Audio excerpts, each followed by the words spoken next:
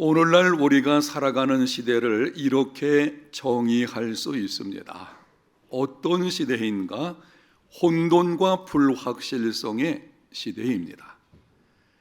가치관의 혼란과 지독한 이기적인 욕망으로 인해서 갈피를 잡지 못하고 있는 혼돈과 급변하는 정세들로 미래를 예측하기 힘든 불확실성의 시대입니다.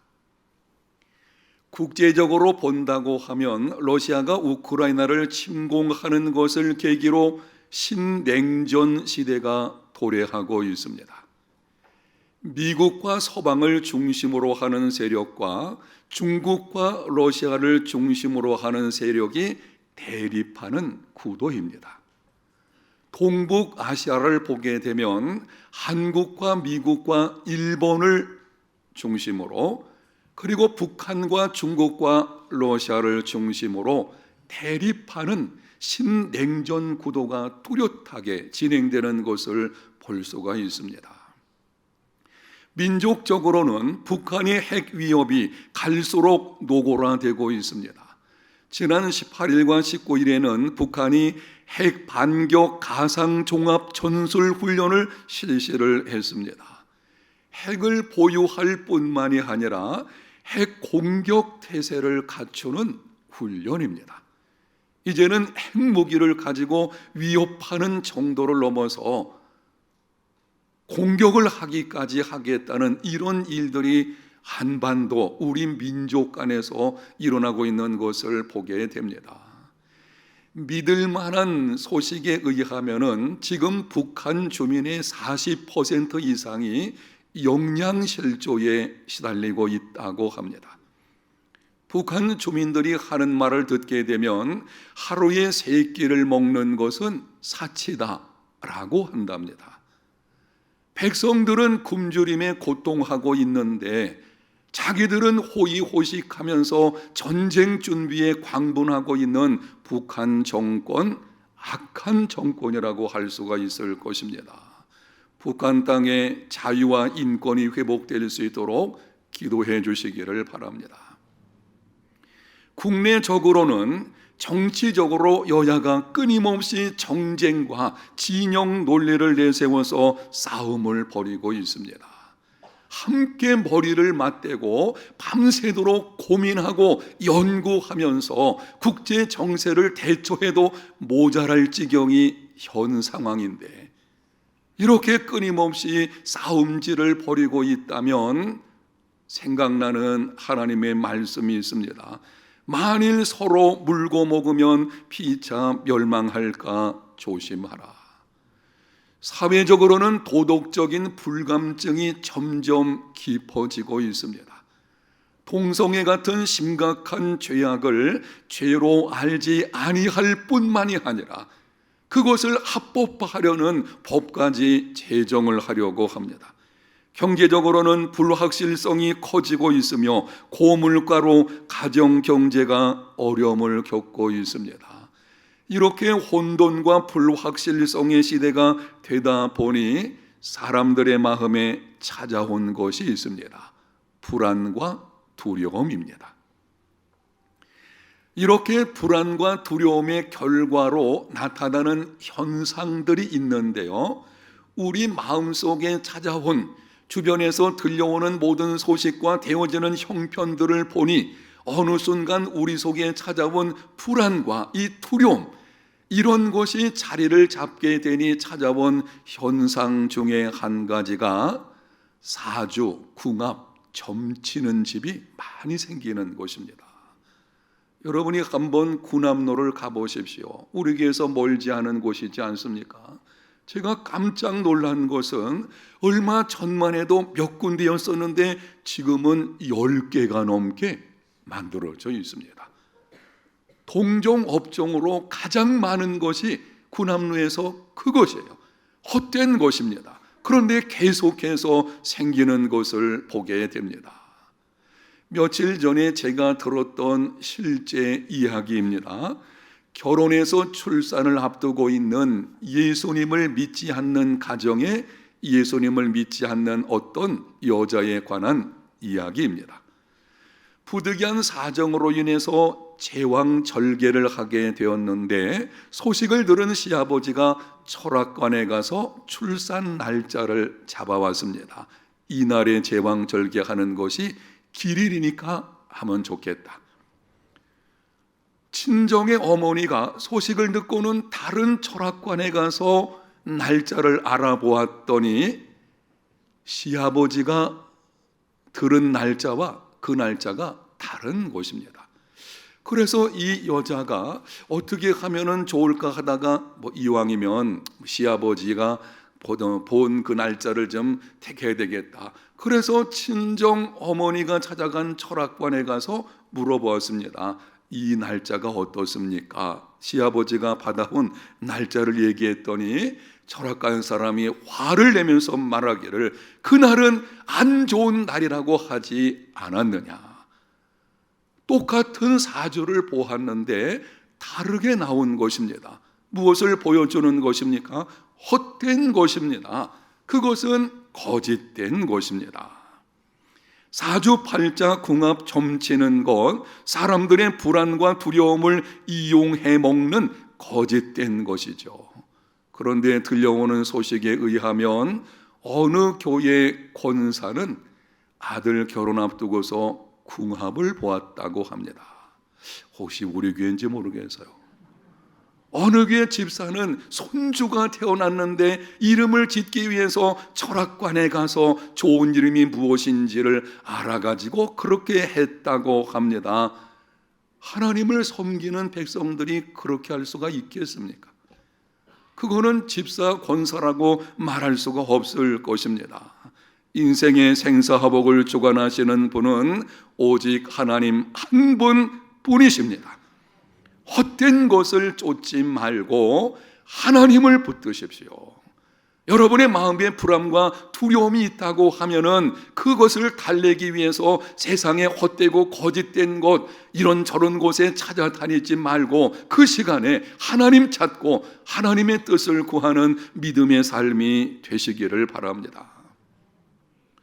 오늘 예배에 참석한 여러분 속에 있는 두려움은 무엇입니까? 혹시 새로운 일을 시작한 것에 대한 두려움이 있으십니까? 내가 사업이 잘 안 되면 어떻게 하나? 퇴직을 앞둔 분들에게는 이런 두려움이 있을 것입니다. 퇴직 후에 어떻게 살아야 하나? 나의 존재 가치가 떨어지는 것은 아닐까? 혹은 이런저런 두려움이 있는데요. 건강에 대한 두려움, 죽음에 대한 두려움, 실패에 대한 두려움, 이러한 두려움이 찾아왔을 때에 어떻게 그것을 이겨낼 수 있겠습니까? 두려움을 이기는 삶이 되려고 하면 제일 먼저 기억할 것은 두려움은 하나님이 주신 것이 아니라는 것입니다. 디모데후서 1장 7절에 말씀을 합니다. 하나님이 우리에게 주신 것은 두려워하는 마음이 아니요 오직 능력과 사랑과 절제하는 마음이니 두려움은 하나님이 주시는 것은 아닙니다. 하나님이 주시는 것은 오직 능력과 사랑과 절제하는 마음입니다. 믿음 생활은 영적인 전쟁을 하는 것입니다. 우리의 씨름은 혈과 육을 상대하는 것이 아닙니다.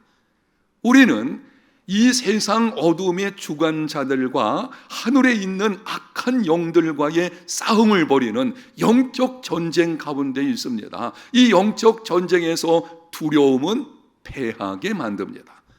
하나님은 당신의 자녀들에게 패하게 하는 마음을 결단코 주시지 않으십니다.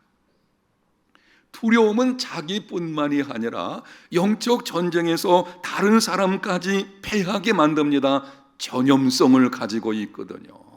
하나님은 다른 사람을 불행하게 만드는 마음 절대 주시지 않으십니다.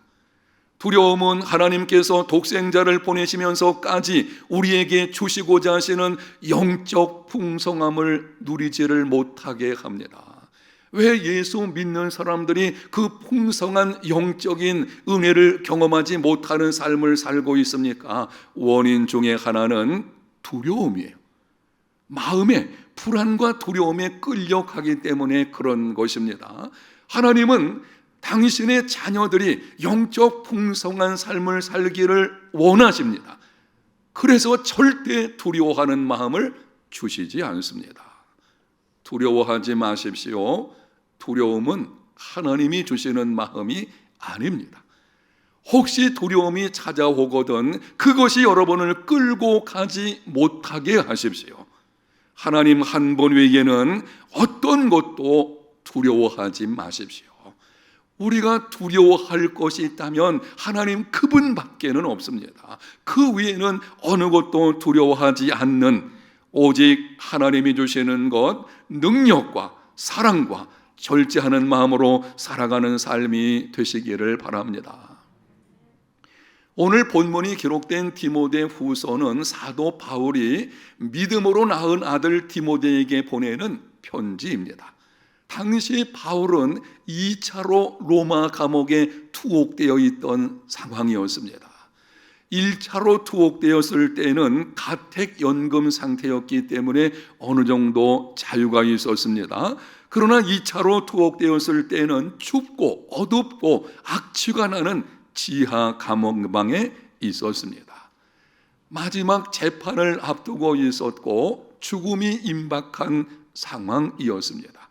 바울도 어렴풋하게나마 이제 자기가 죽을 날이 얼마 남지 않았다는 것을 알고 있었습니다.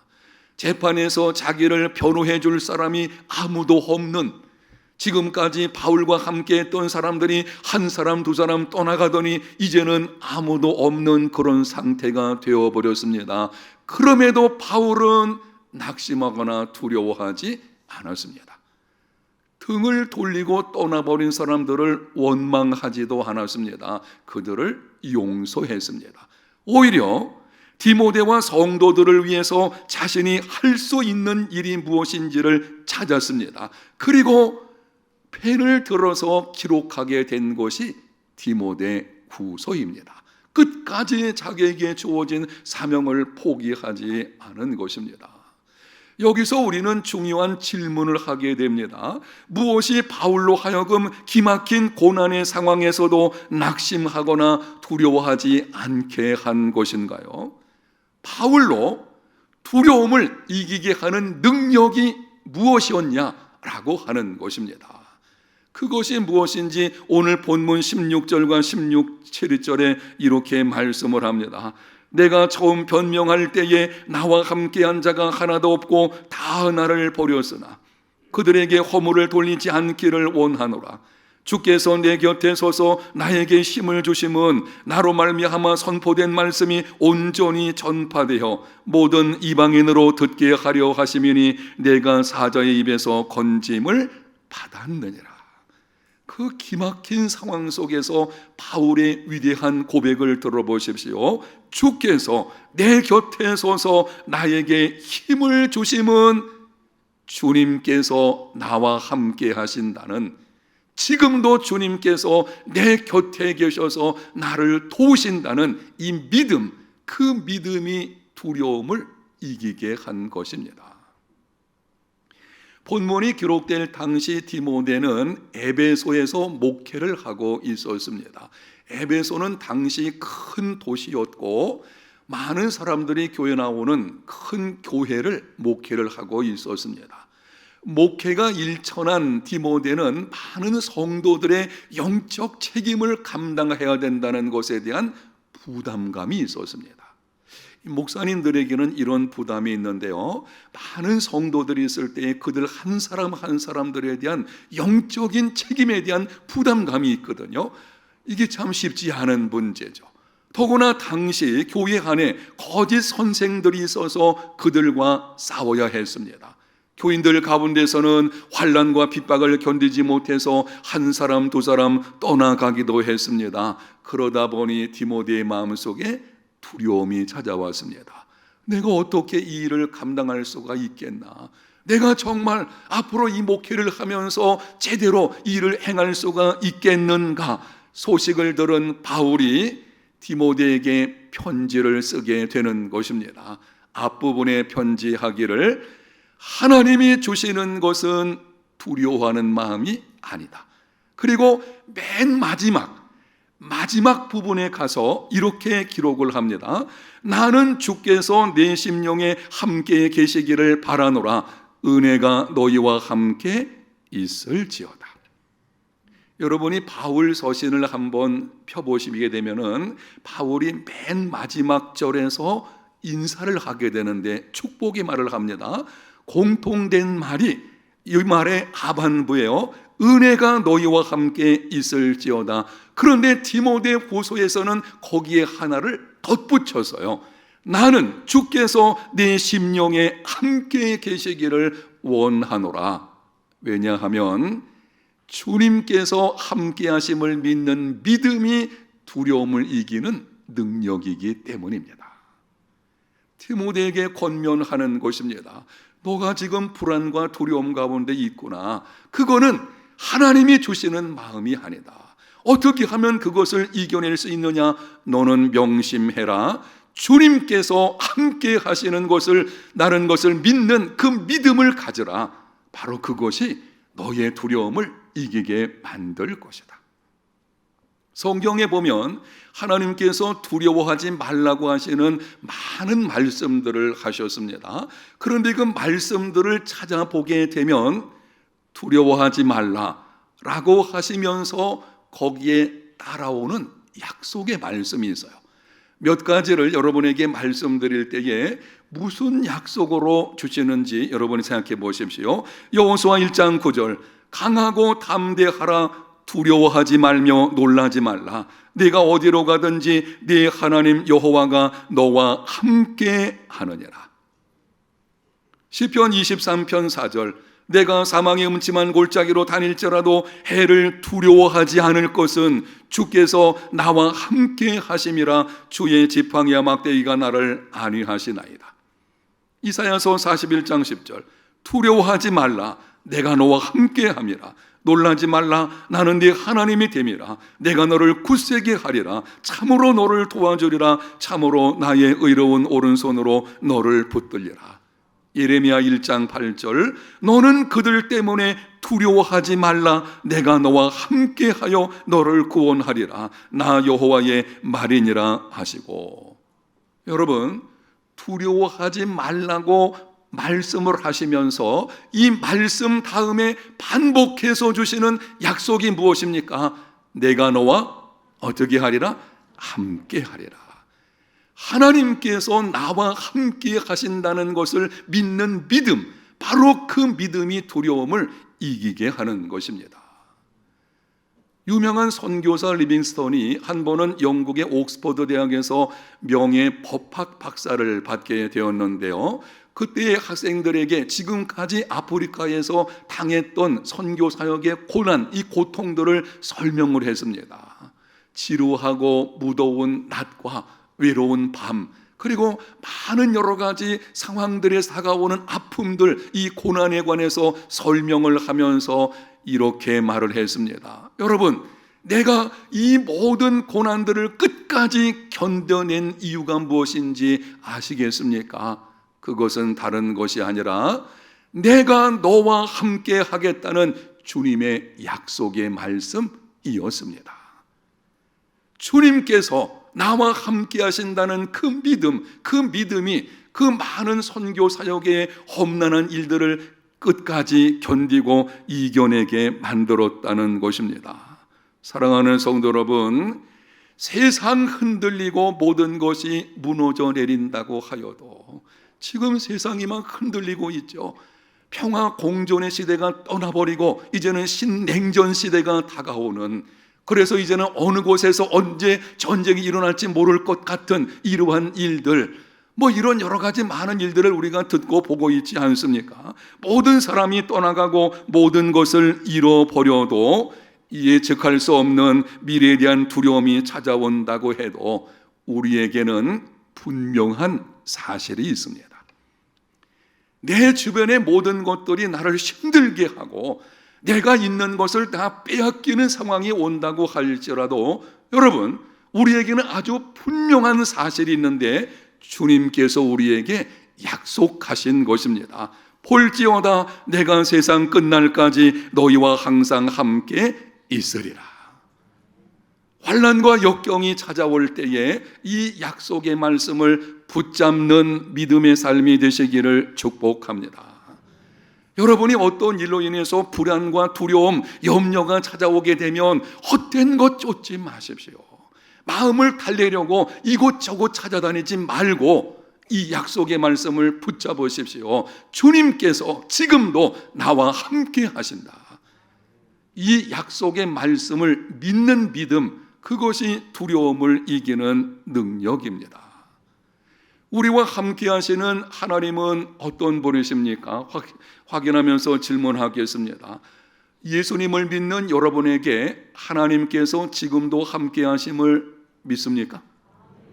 우리와 함께 하시는 하나님이 어떤 분이십니까? 천지 만물을 창조하시고 그 모든 것을 섭리하시는 전능하신 분이십니다.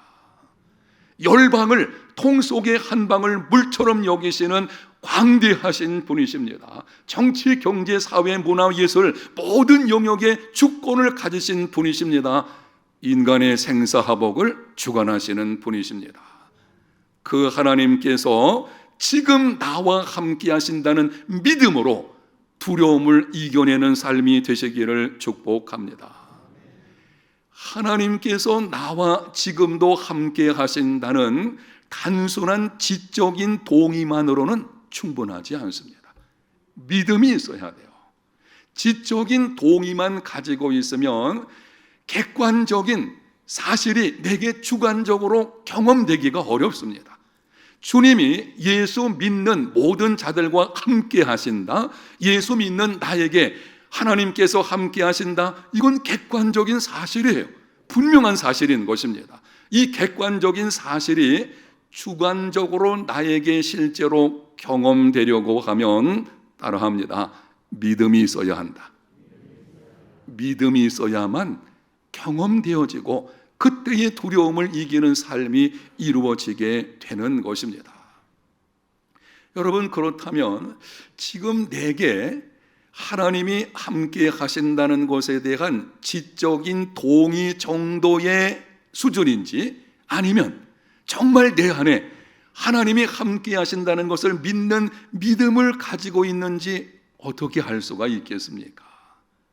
성경과 기독교 역사를 보게 되면 하나님이 나와 함께 하신다는 것을 믿는 사람들에게는 몇 가지 특징이 있는 것을 보게 되는데, 이 특징들을 여러분에게 요약해서 말씀드릴 때에 지금 나의 믿음, 나의 신앙생활의 수준은 어디 와 있는지 한번 점검해 보시면 좋겠습니다. 첫 번째로, 염려할 시간에 엎드려 기도합니다. 하나님이 나와 함께 하신다는 것을 믿는 사람은 그 함께 하시는 하나님 앞에 염려할 시간에 엎드려 기도하게 됩니다. 둘째, 믿음의 말을 하게 됩니다. 단순히 지적인 동의 정도의 신앙을 가지고 있는 사람은 어쩔 줄 몰라 하죠. 그러다 보니 불신의 말, 부정적인 말이 막 튀어나오게 되는 것입니다. 그러나 하나님이 함께 하심을 믿는 사람은 그 상황에서도 믿음의 말을 하게 됩니다. 반드시 하나님께서 합력하여 선을 이루어 주실 것이다. 앞문이 막히고 뒷문이 막히고 좌우옆문이 막히면 하나님 살아계시고 함께 하시니 그분이 반드시 하늘문을 열어주실 것이다. 아멘. 그 믿음의 말을 하게 되거든요. 세 번째로, 참고 견디며 끝까지 사명을 포기하지 않는다.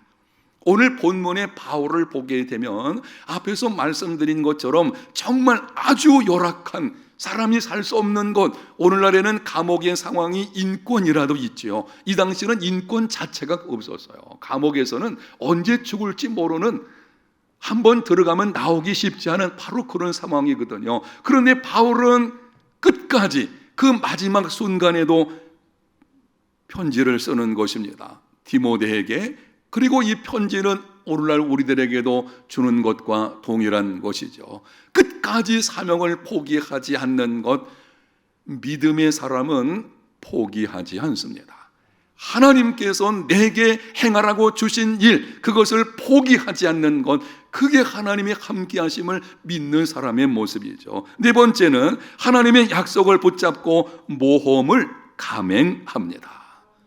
지적인 수준의 동의 정도에 끝나고 있는 사람들은요, 늘 안전하기만을 원합니다. 그러다 보니 영적인 매너리즘 가운데 있어요. 믿음 생활이 재미가 없어요.